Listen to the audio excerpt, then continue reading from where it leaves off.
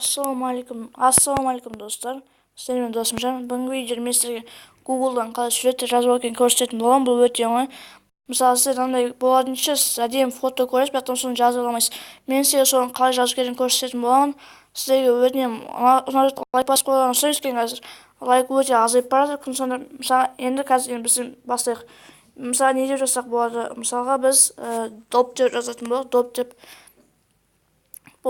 Және де егер мен Free Fire'ды жазамын, егер сол ойнағанын қалайтын болсаңыздар, онда комментарий жазып кетіңіздер, мен оны міндетті түрде түсіретін боламын.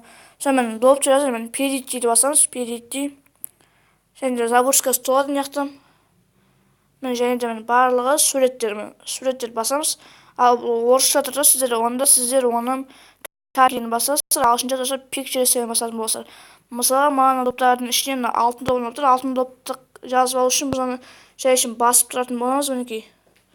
Басып тұрамыз. Және де бізге алдымыздан міне шығатын болады. Открыть новые вкладки, открыть в режиме интеграла, копировать, сохранить, отправить ссылку, открыть новые вкладки, скачать изображение, және найти изображение Google. Скачать изображение басатын боламыз. Және де ол бізге жазылатын болады. Өте оңай, мінекей.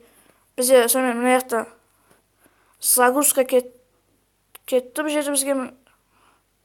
Мен енді кетті загрузка, мен енді кетті. Және де бітті, бастала салсын бітті. Открытті басамыз. Және де біздің жаңа жазып алған алтын добымыз осы жерде тұратын болады.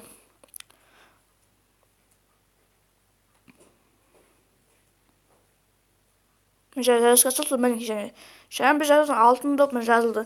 Ал егер сізге бұл видео ұнаған болса, егер бұл видео сізге көмектесетін болса, онда маған өте жақсы болады.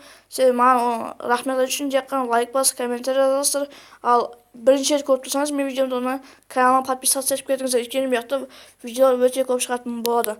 Сіздермен болған досымжан, келесі аман сау болыңыздар.